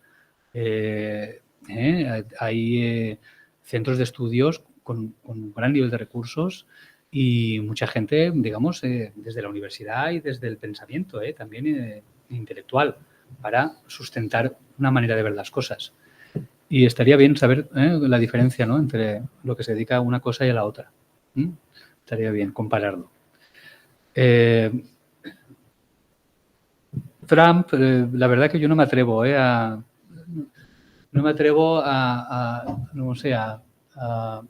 dar una opinión sobre lo que haría Trump, porque es verdad que tiene, ¿no? ¿Cómo diríamos? ¿No? Un porcentaje de incertidumbre, ¿no? Parece ser que tiene un porcentaje que no se comporta como en un análisis racional de política no se comporta de esta manera, ¿no? Como diciendo, porque al final en política se supone que las cosas se hacen como se deben hacer, que no hay muchos caminos que seguir, simplemente es el que responde a los intereses del poder en un momento determinado. Pero parece ser que él tiene un margen, ¿no? De improvisación. Yo creo que no debe ser muy grande ese margen de improvisación. Creo, ¿no? Yo diría que, o sea, no, es raro que en un país como Estados Unidos una persona pueda cambiar radicalmente lo que en ese país el poder, quienes están en el establishment que llamamos, quiere que se haga. Porque si no, lo quitarían del medio, imagino. Pero quién sabe, ¿no? Quién sabe. Luego lo del ejército europeo, yo me atrevo a decir, es un debate que probablemente irá creciendo porque se está hablando, ¿no? Y a Josep Borrell le gusta, ¿no? Bastante, ¿no? Esta opción, que es la de, ¿no? Se habla de la autonomía estratégica, de la Europa de la defensa, ¿no? Que es un concepto francés, de que Europa tiene que tener autonomía estratégica y en seguridad de Estados Unidos, y en ese sentido muy de acuerdo, porque de ser así la reacción europea en la guerra de Ucrania hubiera sido muy diferente, porque los intereses de Europa y los intereses de Estados Unidos no tienen nada que ver en cuestión con la guerra de Ucrania. A Europa no le conviene una guerra en Ucrania, conviene otra cosa, ¿no? Y seguramente la reacción hubiera sido diferente de no estar en la OTAN y de no estar en Estados Unidos determinando lo que hay que hacer, porque a quien le conviene lo que está pasando allí es sobre todo a Estados Unidos, ¿no? Con su visión, ¿no? de mantener la hegemonía global. Entonces, ante la propuesta de hacer un ejército europeo, ¿no? Hay veces dices, oye, pues si hubiera un ejército europeo, pues muy bien, porque así no habría los ejércitos nacionales, ¿no? Y dices, pues había quizá menos militares, ¿no? Eso es una defensa. Y dices, oye, pues que haya 200.000 allá, ¿no? En Europa, y luego, pues mira, pues si en Europa hay 2 millones de militares, pues mira, nos hemos ahorrado, ¿no? El 80-90%. Pero eso, desde un punto de vista político racional, al menos en un medio largo plazo, así que podamos ver que estemos vivos, no tiene sentido. No tiene sentido que Alemania deje de tener su ejército y que, bueno, Alemania a lo mejor sí, porque diría, yo sí que dejo mi ejército, pero soy yo el que manda en el ejército europeo. O Francia. Pero los demás van a dejar de tener su ejército para decir que todo el poder se lo cedemos a Francia o Alemania, porque serían los únicos que aceptarían un ejército solo bajo su control. Imposible, tiene sentido. Eso no pasará nunca. O sea, no, si pasara sería, no sé, algo raro, algo inesperado. Déjame que al hilo de algunas de las cosas que he estado hablando, ¿no? Que también comente varias cuestiones. Una es que cuando yo me uní al instituto hace ya ¿qué? 18 años casi, Mario y yo estábamos investigando sobre las cuestiones de las alternativas al militarismo y las alternativas al ejército. ¿No? Lo que eran los cuerpos civiles de paz, los ejércitos de paz y todo esto. Entonces, la idea es que, y es lo que vimos, ¿no? Es decir, alternativas al ejército hay, porque al final el ejército, ¿qué es? El ejército es una herramienta del Estado. ¿Para qué? Pues para gestionar de una determinada manera los conflictos. Hace la guerra y utiliza la fuerza para tratar de encontrar una solución a un problema que hay o para tratar de sacar una ventaja para el país o lo que sea, o para algunas élites dentro de un país. Eso ha existido siempre, ¿no? Y desde el principio del siglo XX ha habido gente que ha intentado encontrar una alternativa. Es decir, en los albores de la Primera Guerra Mundial, ¿no? Claro, los pacifistas veían que aquellos que querían, las potencias, ¿no?, europeas que iban camino de la Primera Guerra Mundial, iban a un conflicto enorme y tenían unas herramientas para gestionar ese conflicto, que eran los ejércitos que estaban desarrollando desde los años de finales del siglo XIX y principios del siglo XX, ¿no? Estaban construyendo algo. Pero los pacifistas que querían parar esa guerra y querían resolver los conflictos entre las naciones de otra manera, no tenían herramientas para hacerlo. Queremos la paz, vale, ¿cómo se construye esa paz? ¿No? Y empezaron a hablar del equivalente moral a la guerra y de construir alternativas, ¿no? Ejércitos de paz. Gente que, lo que ha dicho Jordi, instrumentos dotados de recursos, con gente entrenada, igual que los ejércitos, pero dedicados a gestionar los conflictos de otra manera que no sea mediante el uso de la violencia. ¿Eso es posible? Sí. ¿Han existido en algunos lugares? Sí, a pequeña escala. ¿Están funcionando? Sí. ¿Qué necesitan? Voluntad política, de que eso está ahí, funciona y merece la pena apostar por esto. Y luego, además, necesita muchos recursos. En investigación también, porque claro, las herramientas que emplea el ejército, las estrategias que desarrolla el ejército, los recursos que tiene el ejército se han dotado a lo largo de décadas y décadas y décadas de ingentes recursos que no han sido cuestionados porque eran para la defensa de la sociedad o del Estado. Y ha estado todos esos recursos destinados a estos ejércitos, en la mayor parte de los casos, por lo menos en España, se ha excluido del debate en la sociedad. ¿Esto es necesario para la sociedad? ¿Sí o no? Sí. ¿Pero lo podemos debatir? ¿Para qué? Es un axioma, ¿no? Bueno, luego nos llega el COVID y vemos que tenemos un ejército muy grande, pero que no nos defiende de lo que nos está matando. Entonces, vale, pues a lo mejor necesitamos otras herramientas para protegernos, ¿no? Entonces, lo que decías, ¿no? Que necesitamos recursos para que este tipo de investigación, este tipo de planteamientos, pues se le dote de unos mayores mecanismos, de unos mecanismos más grandes, de más gente, de mayor conocimiento, de mayor experiencia de uso y veremos cómo aportan soluciones, ¿no? Soluciones eficaces, más baratas que en muchos casos que el ejército y desde luego que generan menos muertos y menos violencia, ¿no? Y menos daño para la gente y para el planeta. Con lo cual, son ganancias por todas partes. De hecho, hasta la Unión Europea, una propuesta, ¿no?, de Alexander Langer en el año 95, era del Partido Verde, ¿no?, italiano, que va a proponer en la Unión Europea la creación de un ejército de paz europeo. Sí, un ejército europeo de paz. En aquellos tiempos añorados por mí y por muchos otros, en los cuales la Unión Europea se planteaba como un actor internacional, pero de estos que no van con el uso de la fuerza por todos lados, sino que quiere proponer modos alternativos de funcionar en las relaciones internacionales y en la relación con otros países más allá de Europa, ¿no? Alternativo al modelo de Estados Unidos o de la Unión Soviética o Rusia en aquel momento. Eso ya quedó muy atrás, pero durante un tiempo estaba encima de la mesa esa propuesta y se rechazó precisamente por lo que tú estabas mencionando. Bueno, por un lado es la creencia de que si no es una respuesta militar no sirve, o no es igual de eficaz, lo cual es bastante falso. Y segundo, ¿quién lo manda? Si tenemos un cuerpo y un instrumento europeo, ¿qué se lo damos? ¿A un a un funcionario francés o a un funcionario alemán, ¿quién lo gestiona? ¿No? Eso también fue un problema ahí.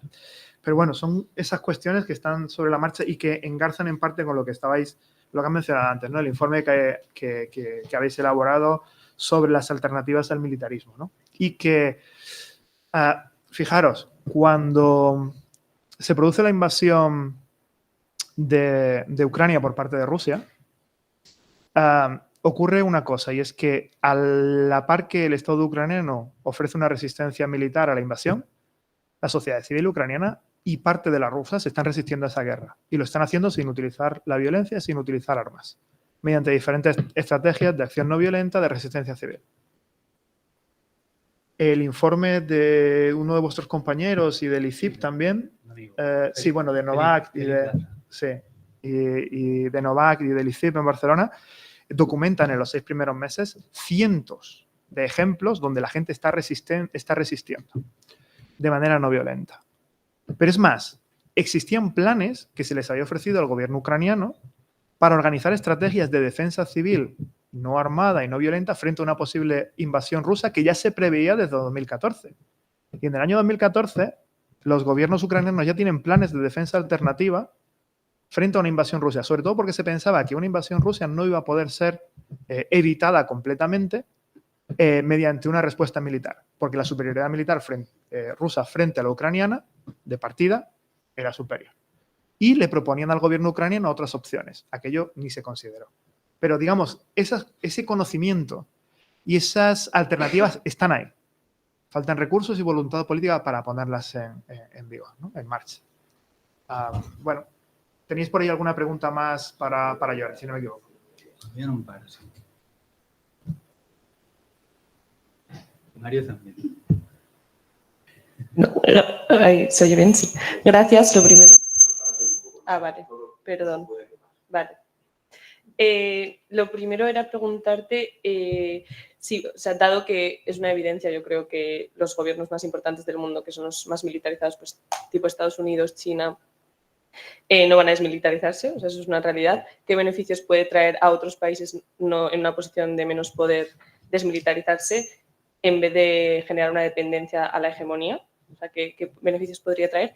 Y por otro lado, tuvimos una clase hace poco sobre las empresas privadas de seguridad y saber cómo en este debate dónde cabrían, porque estudiamos como que es un mercado que lleva creciendo 20 años, está en auge, entonces creo que esto complica aún más esta opción de desmilitarizarse. Y muchas gracias. Mario, tú te habías levantado la mano.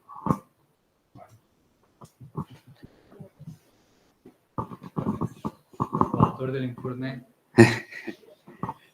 Bueno, a mí también me ha gustado mucho la conferencia porque una de las cosas a veces que nos obsesiona es tener que aportar mapas y datos para que no todo sea un análisis cualitativo, pero claro, al final tenemos que entrar en el análisis cualitativo porque son inevitables, ¿no? Son inevitables.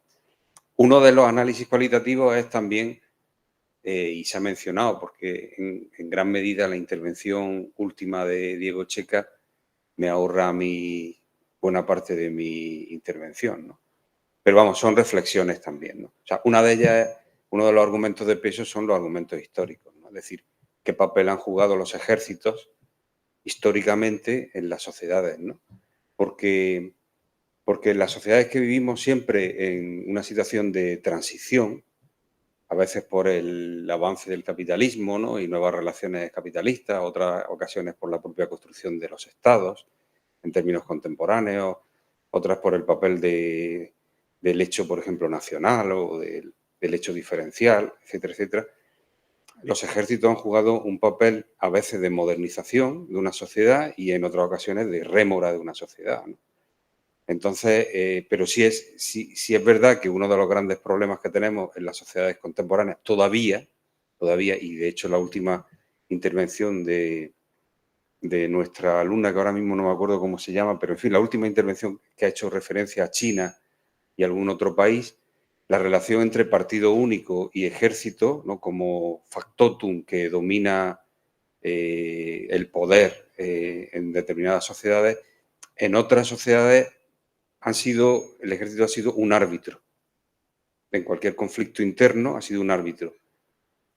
Ha sido el ejército el que dice qué es ser patriota, qué significa ser defensor de la nación, qué significa muchísimas cosas simbólicas que son muy importantes en la relación de la construcción de una comunidad política.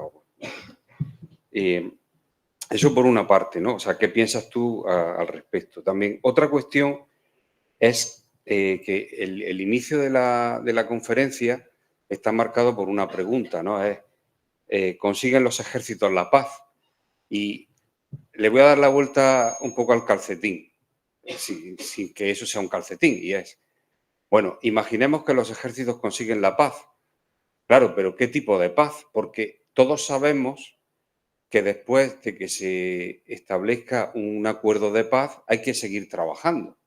Y hay que seguir trabajando en cómo reconstruimos la justicia, que no ha funcionado, cómo reconstruimos, por ejemplo, las infraestructuras que han sido destruidas, cómo ponemos en marcha un proceso educativo para la gente en una nueva sociedad civil que hay que construir o reconstruir. ¿Qué hacemos, por ejemplo, con los traumas dañados por la guerra? ¿Qué hacemos con los desplazamientos? ¿Qué hacemos con un montón de cosas donde el ejército es incompetente? Hay que decirlo. O sea, yo por lo menos prefiero decirlo así. El ejército es incompetente. Igual que tú has señalado algunos ejemplos muy concretos y con los que estoy totalmente de acuerdo. O sea, el ejército es incompetente frente, por ejemplo, a la lucha contra el narcotráfico. Es incompetente. Es más, hasta se deja corromper por la lucha contra el narcotráfico. Es incompetente. Un ejemplo muy concreto, por aterrizar en algo. México, que utiliza el ejército para luchar contra los cárteles de la droga, que es un ejército de conscriptos, es incompetente completamente. Es decir, todos sabemos que para luchar contra la droga, aparte de acuerdos internacionales, es necesaria una policía muy técnica, con un servicio de información que esté metido en los cárteles. Es decir, una complicación, el brazo judicial es fundamental que esté muy bien articulado para poder utilizar el Código Penal frente a eso y un montón de cosas más que no tiene el ejército, porque es incompetente respecto a eso. Lo mismo que podemos decir que es incompetente la universidad con otras cosas, pero referido a eso, ¿no? No digamos, por ejemplo, con otras formas de economía ilegal, la prostitución. El ejército es incompetente para luchar contra la prostitución o la trata de blancas a nivel internacional. Es evidente, ¿no? Luego también hay otro aspecto que me parece que es importante y que tiene que ver, bueno, con la seguridad, la defensa, como tú lo has planteado, ¿no? Que sigue en torno al tema del ejército, que yo creo que no es el tema de esta tarde, en realidad, el ejército. Pero claro, obviamente, el ejército, lo voy a decir de otra manera, a como lo iba a formular. Cuando nosotros, y tú y yo, que coincidimos que tenemos todavía hijos pequeños, o relativamente pequeños, nosotros no dejamos el monopolio de la educación únicamente al profesorado, sino que nos lo tomamos muy en serio e intervenimos cada vez que podemos, incluso nuestro sistema educativo, el nuestro, pero también el de nuestro entorno, etcétera, etcétera, tiene fórmulas por las cuales los padres y las madres podemos intervenir de alguna manera en el proceso educativo o en tomar las decisiones de cuál es el proyecto docente de un colegio, un instituto, etcétera, etcétera. Eso no lo dejan hacer con respecto a la defensa y la seguridad de un país. Es más, no le dejan ni siquiera a nuestros representantes políticos, muchos de los cuales no pueden recibir toda la información por la etiqueta de la seguridad nacional, ¿no? Lo cual es un problema. Lo mismo ocurriría, por ejemplo, con el tema de la sanidad. Es tan importante la sanidad que no la podemos dejar únicamente en manos de los profesionales sanitarios. Es una cosa que tenemos que prever los padres y las madres, cómo prever que un niño que se ponga malo, etcétera, que no se ponga malo, etcétera, etcétera, ¿no? Es decir, todo eso, no creo que la defensa sea algo tan importante como para que no pueda también ser parte de nuestra responsabilidad como ciudadanos de un país. O sea, creo que debemos de ser responsables o corresponsables de eso. Y finalmente, porque podría añadir algunas cuestiones más, pero ya digo que el ejército bueno, puede ser, ¿no? Porque obviamente los profesionales de las armas son los que tienen el monopolio de la defensa y de la seguridad, aunque, bueno, bajo la vigilancia del poder civil, ¿no? Pero existe ese poder militar, ¿eh? Y mira que lo estoy alejando bastante, o sea, todo lo que da mi brazo de lejos, y luego está el tema de los privilegios profesionales, que tienen mucho que ver también con todo. Bueno, vosotros lo habéis explicado muy bien, tanto tú como Chloe y otros compañeros del Centro de las, que el ciclo existe un ejército, se fabrican armas, se venden, se compran, y luego se interviene en conflictos armados, esas armas se venden, es decir, eso está muy bien explicado por vosotros y os recomiendo al público que leáis algunos de los informes y de las monografías que han realizado porque realmente están muy bien documentados. Pero es los privilegios profesionales que ocurre tanto en gobiernos de izquierdas como gobiernos de derechas. Todos sabemos, existe una sanidad militar. Todos sabemos, existen unos economatos militares, existen unas residencias militares para el descanso de los militares. Todo ese tipo de cosas, y algunas más, obviamente, ¿no?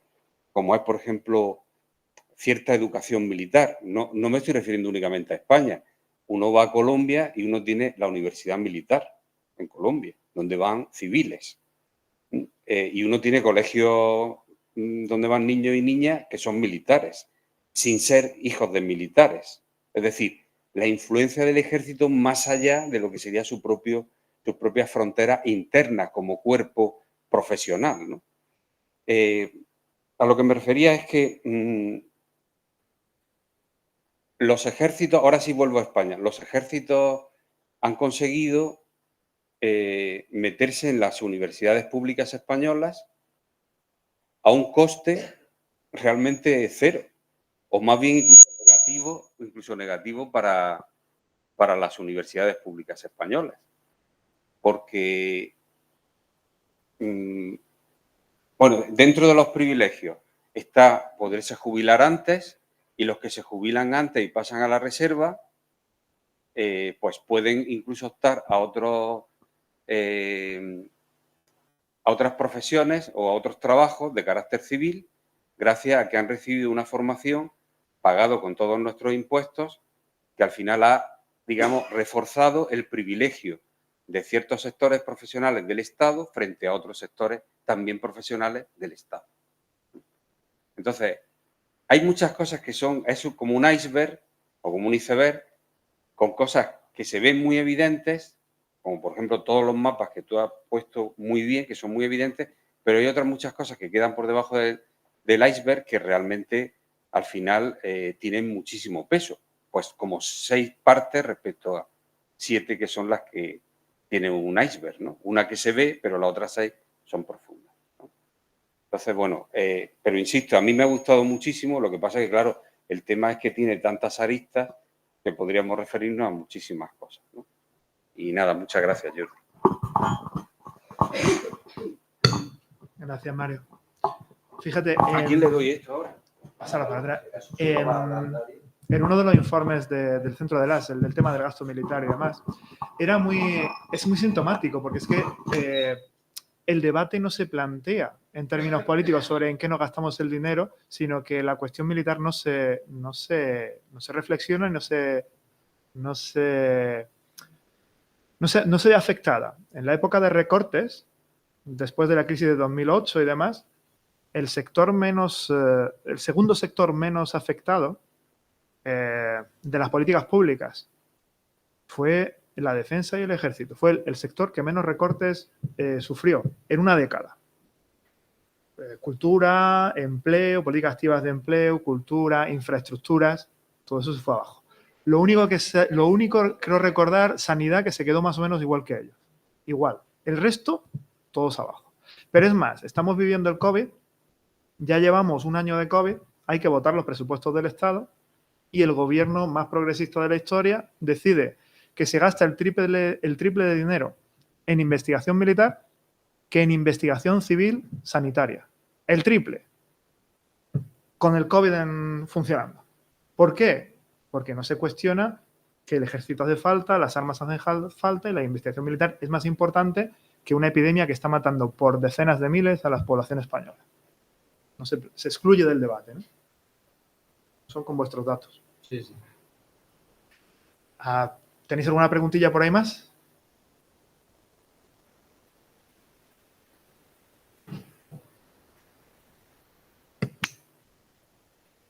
Vale, de lejos. Hola, muchas gracias también por el tema del que estamos hablando. Nada más tenía una... Bueno, es que yo cuando leí en realidad el tema, consiguen los ejércitos la paz, me acordé directamente de la Carta de las Naciones Unidas, que también pone ahí el uso de las armas. En cuanto, por ejemplo, a un país que en una situación de una crisis internacional y el uso de las armas y el Consejo de Seguridad hace que digamos, que paren y no lo hacen. Pero también después leo en la carta que contribuir al mantenimiento de la paz y la seguridad internacionales, que se puede también utilizar las armas. Y bueno, como una agencia que también llama a la paz y la seguridad, etcétera, es un poco así que contradicta, ¿no? Y quería saber qué opinen en eso.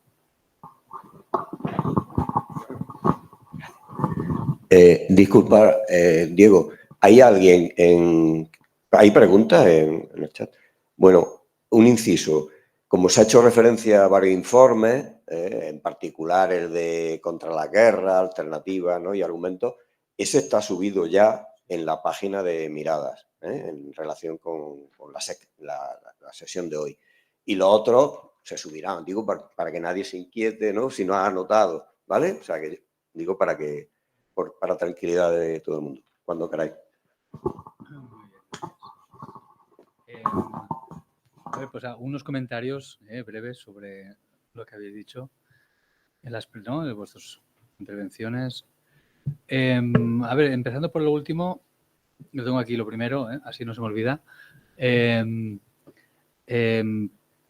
A ver, Naciones Unidas, conseguir un acuerdo, ahora que está tan cuestionado, conseguir lo que se consiguió en su momento, que además yo creo que ha contribuido a ese nuevo marco de diálogo y de encontrarse, ha contribuido, yo creo, de una manera muy positiva probablemente a la paz en el mundo y a evitar, habrá prevenido muchos conflictos armados, muy probablemente. Pero claro, no puedes hacer un acuerdo en el que no esté todo el mundo de acuerdo, ¿no? Si quieres que sea para todo el mundo.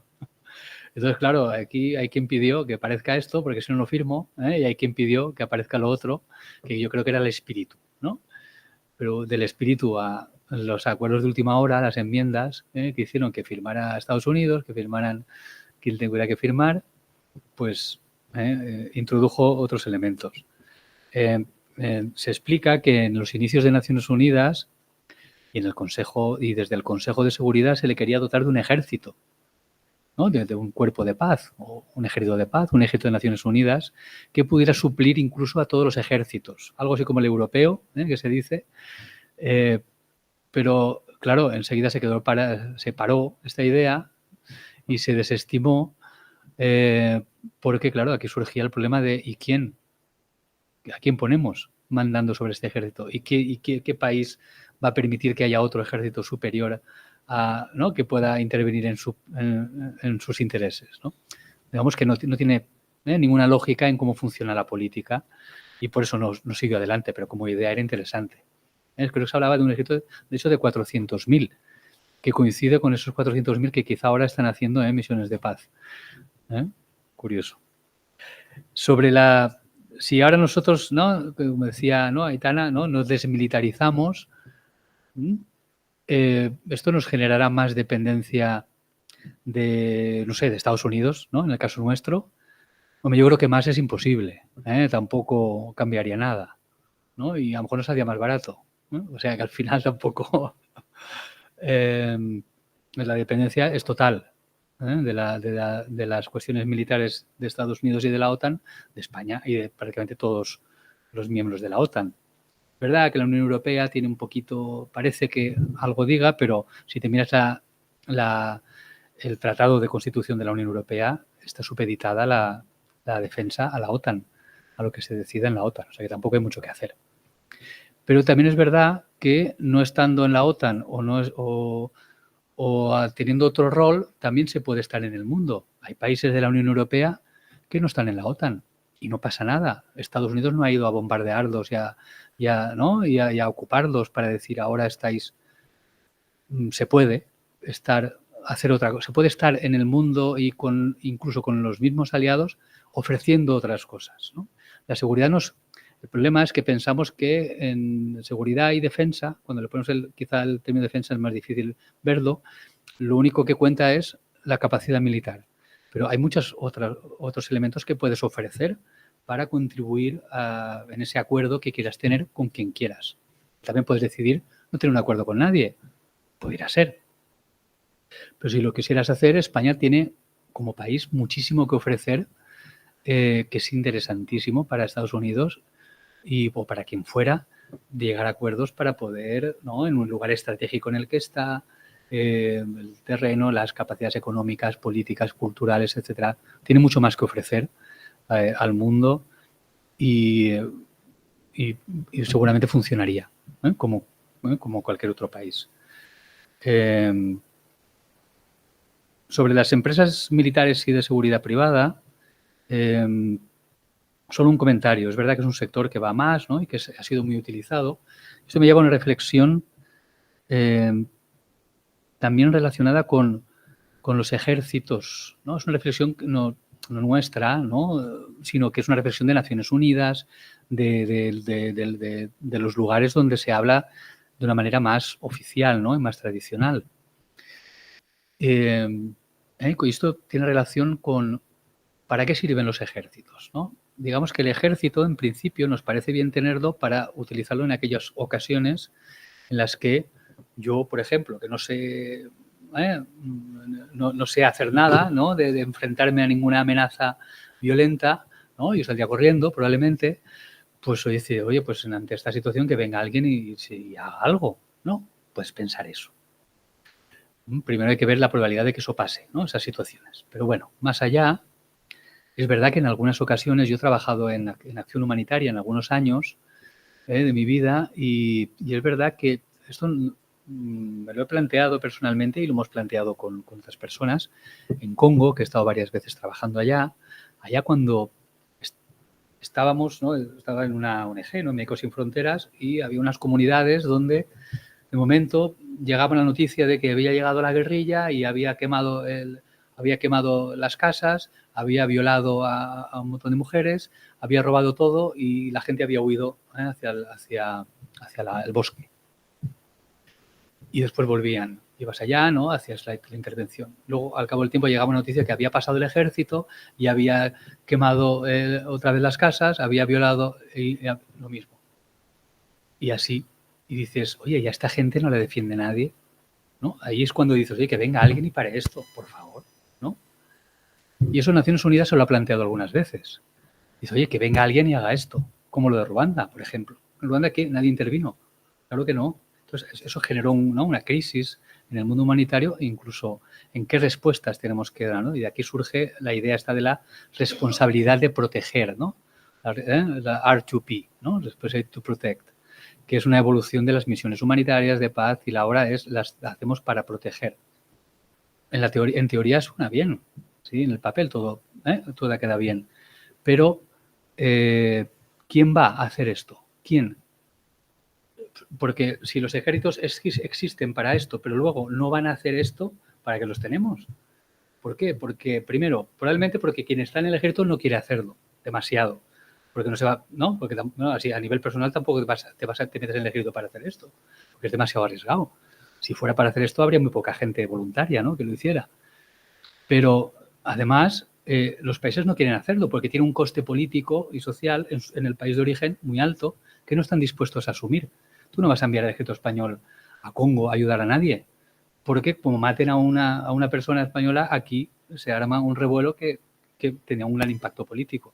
Entonces, nadie va a usar su ejército para ayudar a nadie, a no ser que sea para otros objetivos, ¿no? No es para proteger ni para ayudar a nadie. Entonces, claro, uno piensa, oye, pues si para lo que pensamos que quizá pudiera ser necesario no están, hay quien dijo, en Naciones Unidas, dijo, oye, pues como los ejércitos no lo van a hacer, vamos a contratar a empresas militares de seguridad privada y que lo hagan, porque estas sí que lo hacen. Tú les pagas, van y lo hacen. Y eso genera un debate muy interesante, decir, oye, pues como no lo hacen los ejércitos, pues olvidemos de esta opción y vamos a pagar y que venga alguien que lo haga. Entonces, el debate de ¿es ético? No. ¿A qué mundo nos va a llevar? ¿No? Los ejércitos privados, que quien pueda pagar los podrá contratar, o no, que es un poco lo que ocurre. Pero claro, desde las ONGs, incluso desde Naciones Unidas, esto se plantea. Bueno, es un debate curioso. En un principio estaríamos en contra de esta intervención porque hay otras intervenciones que hacer para ayudar a estas personas en las que te puede llevar a esta duda, a esta situación de conflicto contigo mismo, de que hay que hacer algo. Se puede intervenir de muchas maneras, también para echarse una mano como hacíamos, ¿no? En aquel momento quienes trabajábamos en ello. Y luego la cuestión de los ejércitos, cómo son percibidos, ¿no? En un lugar, ¿no? Que decía Mario, ¿no? Hay ejércitos, en España el ejército ha tenido una prensa muy negativa, ¿no? Hasta tiempos recientes por su papel en la dictadura y ¿no? En su papel represor. Bueno, significaba algo. En otros países pues significa algo contrario, porque son ejércitos que han luchado contra los colonos, contra la colonización, por la liberación, se han luchado contra un imperio y han conseguido, en principio no son percibidos como que han conseguido otra cosa. Es verdad, ¿no? Todo esto genera marcos muy diferentes. Y yo acepto y con humildad de que el marco de análisis que comparto es el mío porque soy de aquí y aquí estoy. Y no puedo aportar otro de otro lugar, no debería hacer un camino diferente, ¿no? Para llegar allí. Y no es aplicable quizá, ¿no? a todos los casos, claro. Tenemos una pregunta de Alonso aquí en internet. Ha preguntado, dado que los recursos del planeta van menguando y la población aumentando, ¿es la relación inversamente proporcional de estos dos factores potenciadora de un mayor militarismo? Estamos hablando de recursos menguantes y de población creciente. Sí.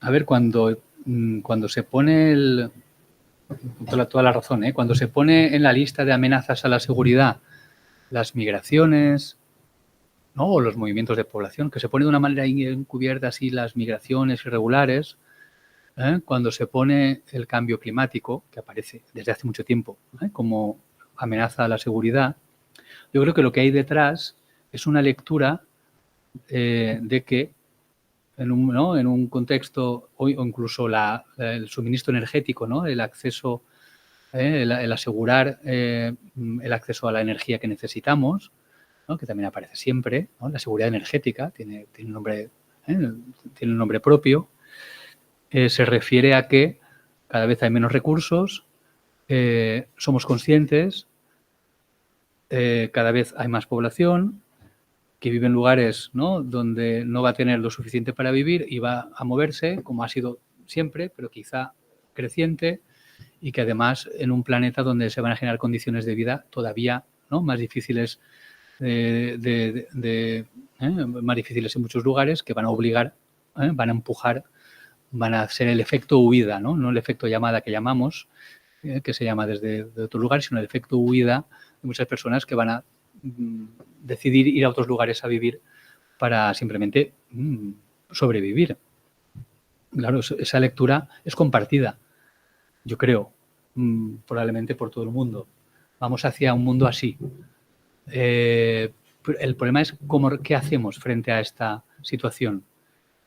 Desde un punto de vista de seguridad militarizada, dirían, vamos a protegernos, vamos a defendernos de esto, vamos a levantar muros para evitar que pasen esas personas, vamos a poner, ¿no? La frontera más lejos, ¿no? Que es lo que está haciendo Europa o lo que está haciendo Estados Unidos, o vamos a poner, ¿no? Nuestros militares por todo el mundo para poder acceder a estos recursos escasos, cada vez más escasos, para que sean para nosotros, no para que sean para los demás. Eso es la reacción que estamos teniendo. Pero quizá pudiéramos tener una respuesta diferente. Y ¿no? Y esta respuesta diferente, todo indica que al cabo de un tiempo, ¿no? Si se llega a una situación, de comillas, ¿no? catastrófica, de algún enfrentamiento no deseado, ¿no? Pues probablemente será a la que se acudirá. Hay quien dice, para acabar con pesimismo, con más pesimismo todavía, hay quien dice que estamos en una época que se parece demasiado la reacción desde los estados, no desde la gente. Eso es diferente, el contexto, la tecnología, la comunicación, los movimientos sociales, la capacidad de reacción que puede haber de la gente es diferente a lo mejor a la que ha habido en otros momentos de la historia, y quizá eso haga que no pase, pero digamos que si mantuviéramos todo aquello fijo, el proceso militarizador de rearme, de generación de bloques, vamos al inicio, ¿no? De lo que hablábamos, y todo lo que está produciéndose se parece demasiado a un periodo previo a lo que ocurrió en alguna de las grandes guerras. Eso se dice también. Pero bueno, que sea un aviso, porque de ahí hay experiencia, ya se ha pasado, ya lo sabemos, y que pueda haber tiempo de reacción. O quizá el contexto es diferente y, por suerte, vamos a encontrar otro camino, quién sabe, ¿no? Así que con... Muy bien, pues si no tenéis ninguna otra pregunta que ya nuestro estupendo ponente, pues lo vamos a dejar aquí. Agradezco mucho a todas y todos por haber compartido esta tarde con nosotros, también a Jordi y a las personas que están online y que han seguido la online.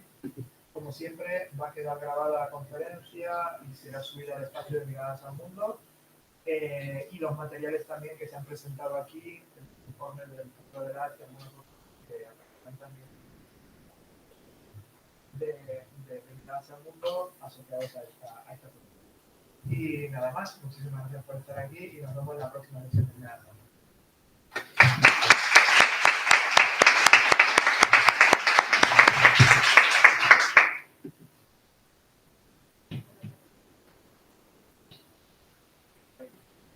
Lo cierro ya, cuelgo,